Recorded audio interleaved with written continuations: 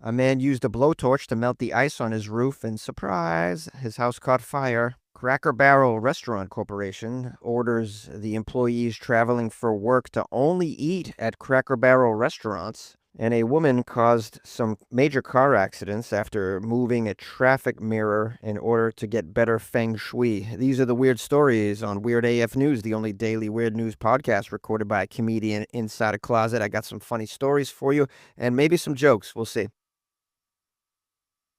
A man used a blowtorch on the roof of his home to melt some ice and set his home on fire. Well, I, for one, am shocked and awed at this outcome.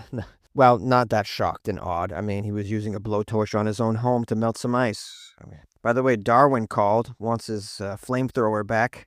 Hey, hey. Let's get some details about this genius. This is from Massachusetts, my home state. Hey, I never said we were very educated. A Massachusetts homeowner accidentally set his house on fire while trying to melt ice buildup during a very brutal winter stretch of Arctic misery that has frustrated millions of New Englanders. The fire broke out at his home in Milton, Massachusetts. Oh, a lovely community, Milton, Massachusetts. A lot of wealthy, what do you call them, homeowners. Yeah, some of them, like this man, don't really deserve a home. If you're going to burn your home down, do you really deserve the home? I think we can make an argument there. This guy used a blowtorch to melt the ice on his roof, according to Milton Fire Department Chief John Erner. I hope there's a quote from John so I can bust out my Boston accent. It says flames quickly spread into the attic, turning what appeared to be a small flare-up into a major and complete fire. Witnesses said the fire escalated rapidly. Here's a quote from a neighbor. All right, what happened was I was coming home from Dunkin's, right? I hit the drive-thru. I got my large regular with 3 sugars. I like to do 3 sugars, not too many. I used to do extra sugar, but now I'm just doing 3 sugars because my doctor said, I'm at risk. Anyways, I see my neighbor up there on his roof, and there's some smoke. He starts coming down, right? And then I see the flames, around the gutter. Then all of a sudden, smoke and flames from everywhere. It just seemed like the whole roof was consumed by the fire. Now I'm thinking maybe I should do something to help my neighbor, conquer this fire, but I don't have much on me. I got my Dunkin's, but it's a hot one. It's not like I could dump the hot liquid on the flames. Does that even work? I don't even know. Maybe if it was an iced coffee, then I could do it. I could help out a little bit. Then I'm thinking, does my wife still have my super soaker in the garage? I think she stored it, So I go looking for my super soaker, but I can't find the damn super soaker. So then I come back out and the flames are even further up the damn roof. Then I see my neighbor. He's at the edge of his driveway just staring at the damn flames, and I'm like, hey, why don't you do something? And he turns to me, and he's a wise guy. He's like, what do you want me to do? Piss on the damn thing? And I'm like, I don't know. Maybe if you piss on it, it might help. I mean, just, take a little whiz on the flames until at least the fire department gets here, something. Now, according to the article, the fire crews battled the flames for hours while also dealing with freezing temperatures. The neighbor said that the firefighters, located about 9 miles south of Boston, called in assistance from neighboring towns due to the extreme cold conditions, making it difficult to fight the fire. Luckily, nobody was injured in the fire, but the neighbors say the incident served as a warning for homeowners across the region struggling with snow and ice after days of harsh weather. Ooh, what's the warning? Don't bring a flamethrower to your own house? I mean, what are you talking about? I mean, isn't this common sense that you don't blowtorch your house, even to get the snow off? I mean, I know that. I don't even own a home. Never have, never will. See, I mean, I think you don't need a warning here. This is just a special case of a Massachusetts man, acting like a Florida man to begin 2026. He probably had a few beers as well. It doesn't indicate that in the story, but like this guy had some beers before he went up on the roof. Man's most difficult challenge in life really is to not obey his first idea.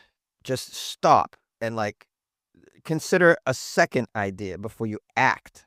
Like this guy thought to himself, all right, well, my wife wants me to melt this snow, and I also want to get back inside to watch the game because it's cold. I don't want to be out here. So after a few beers, he's like, how do I get this snow down as quickly as possible? He's like a blowtorch to the ice, right? I mean, it's so tempting, isn't it? I mean, first of all, it's an 11 out of 10 as far as fun ways of melting ice, right? So of course you're thinking, yeah, let's go. But no, terrible idea. But I mean, at the end of the day, he did get rid of the ice. So he saved some money there not hiring a professional, but now he's probably gonna have to, hire a divorce lawyer, so it all evens out. Cracker Barrel is in a little trouble after ordering its traveling employees to only eat at Cracker Barrel restaurants. Are you all familiar with Cracker Barrel? If you're not an American, you may not have heard of this. It's a major restaurant chain. It's like middle of the road food that can be found in the middle of the country for the most part. They like to perch up on the side of highways usually. It's like, unhealthy comfort food that is typically slopped up by elderly people. If you walk in there, it's like you just walked into a retirement home for the most part. Cracker Barrel, I mean. So that's an important contextual clue here to understand the severity of the situation and the possible fallout of this. It says if you work for Cracker Barrel and you're on a company road trip, you're expected to eat at Cracker Barrel, the company said last week. Mmm, delicious. So anytime free liver and onions, that's great. Can I get a application, please? We got a quote from the company who said employees are expected to dine at a Cracker Barrel store for all the majority of meals while they're traveling. Hey, but what if I want good, healthy food? And what if I don't want to eat with old people? Now, the company also made a statement saying, in addition, any alcohol purchases have to be okayed in advance. Okay. Well, let me tell you something. If you're making your employees only eat this food, they're going to be requesting some alcohol, I think, to get through the trip. My question is, how do they know if you eat at another food eatery? Food eatery? That sounds redundant, Jonesy. Yeah, that was pretty redundant. Let me try this again. How are they going to know if you ate at an alternative eatery? Are they going to just check your blood for high cholesterol and gout? Wait a minute, everyone. Jerry's not walking with a limp this week. Jerry, have you not been eating Cracker Barrel's chicken fried steak every day? Now, Cracker Barrel was asked by the media about this, and they confirmed the existence of the guideline, but insisted that this particular travel expense rule has been in place for a while. And it doesn't mean employees can't eat elsewhere. All right, yeah, so employees can eat elsewhere, but they got to probably pay for it themselves. The article talks about Cracker Barrel catching flack for allegedly being corporate Scrooges after the media began a story about so-called travel scrimping with the company's travel expense guidelines. Then it says, what is travel scrimping? Good question. I don't know what travel scrimping is. It says it's when companies looking to save a buck in the current trying economic times cut expenses by going after travel budgets, forcing workers to do things such as book rooms at motels instead of hotels and buy groceries for themselves instead of eating out while on the road. Okay, travel scrimping. Now I'm learning about what goes on in the corporate world. Sounds like a nightmare, to be honest, guys. I think I'm going to stay in the closet for a while. I wonder if other companies do this. Do you think Costco makes their employees eat only their hot dogs when they're traveling? Obviously, I'm being facetious here. Now, I think it's pretty common for companies to want their employees to use their product on a regular basis. I think that's pretty good and reasonable. Like if you work for Hilton Hotels, you're on the road, they're going to be like, stay in the Hiltons. We'll pay for that. And sure, I would do that. The issue with this is the food at Cracker Barrel will kill you. Like pretty much pillows are the same across, Marriott and the Hilton and even a Motel 6. Pillows are pretty much pillows. I know I'm going to get some backlash on that, but what I'm saying is you can live if you sleep in a bed that's a little less comfortable. But biscuits and gravy every day for a week, that might put you in the ER. My dad taught me a lot, including how easy it is to forget to cancel things. So I downloaded Experian, my BFF, big financial friend. Experian could help me cancel my unused subscriptions and lower my bills, saving me hundreds a year. Get started with the Experian app today. Your big financial friends here to help you save smarter. Results will vary. Not all bills or subscriptions eligible. Savings not guaranteed. $631 a year. Average savings with 1+ negotiations and 1+ cancellations. Paid membership with connected payment account required. See Experian.com for details. Experian. A Chinese woman causes some traffic accidents after she adjusts a traffic mirror for better feng shui. Well, this isn't helping the stereotype. A Chinese woman causing accidents on the road when she's not even behind the wheel? I mean, hey, I can say that, guys. I have Chinese tattoos. Now we have here a feng shui-obsessed Chinese woman who kept repositioning a traffic mirror, causing multiple accidents within her residential compound. Residents of a Shanghai community were very troubled by frequent car accidents at a sharp turn for the past 60 days or so. An investigation found that a particular traffic mirror that had been installed in 2012 was being constantly moved, which compromised public safety at that intersection. The manager of the property readjusted the mirror many times, but the problem seemed to still persist. Eventually, it came to light that the perpetrator was a female resident of the compound. She lives opposite the mirror. She kept adjusting the mirror to protect her home's feng shui, according to her. If you're wondering what feng shui is, it means wind and water. It's a traditional Chinese practice of arranging buildings and objects and or furniture to achieve a harmonious living environment. And apparently mirrors are a very important feature in this feng shui practice. It is believed that mirrors should not face your front door, your windows, or your bed. Otherwise, it would scare away the god of fortune and bring trouble to a household. Oh, great. So cars are crashing over mythologies here. Well, I tell you right now, I'm not a proponent of feng shui, but I can kind of empathize. I once cut my neighbor's chimney off so I could get more sunshine into my living room because it was blocking the sunset, this big ass chimney. And who uses a chimney anymore? Anyways, they claim that that's not legal, and I had to stay 500 feet away from their property. I ended up moving, but I'm saying all that to say I get it. Of course, I'm lying about that story, but it was fun. It was fun to play with.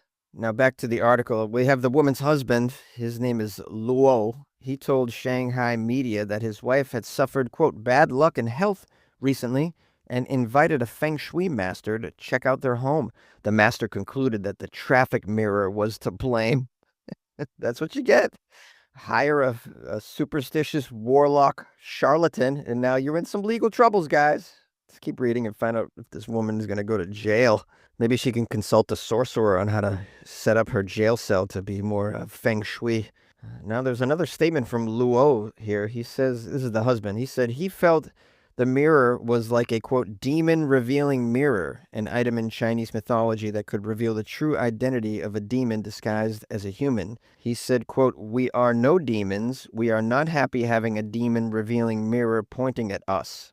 Well, the irony here is you are demons, and the mirror reflected that back at you accurately. I mean, come on now. Given the chaos and damage that you've caused in your own neighborhood, I think the mirror is working. I mean, just the level of selfishness and obliviousness to like having an effect on the environment around you. This is a huge problem with, the egos of people. This is why when I'm in line, I pay and get the hell out of the way, and I try and do it quickly. You ever see these people that take forever to pay and get out of the way? It's just because these people have no clue the effect they're having in their immediate environment. They're like, that's all me. It's me. The main character syndrome is pathological, and I always thought it was just an American thing, but nope. Now, the husband here says that their behavior is justified because no one really uses the mirror. Well, if cars are crashing, stupid, they're obviously using the mirror. Neighbors disagreed, it says in the story. Neighbors disagreed. Of course they did. One said they were forced to pay extra attention when making the turn. Yeah, but also accidents have happened. The property management company initially tried to settle the case by installing another mirror on the opposite side of the road so that vehicles coming from both sides could observe the traffic without Luo's home being affected. At first, the wife agreed. Then a few days later, her family suffered bad luck, so she adjusted both mirrors again. Wow, get some pills for these people or something. This is just levels of delusion that is not appropriate when you live among other human beings. And, sadly, some people in communities are folding to these needs like this. They tried to work with them. Oh, no, Cole, we'll do another mirror. And you can't. You have to put your foot down and be like, you know what? I'm not going to buy in to your insane illusion of reality. So sorry.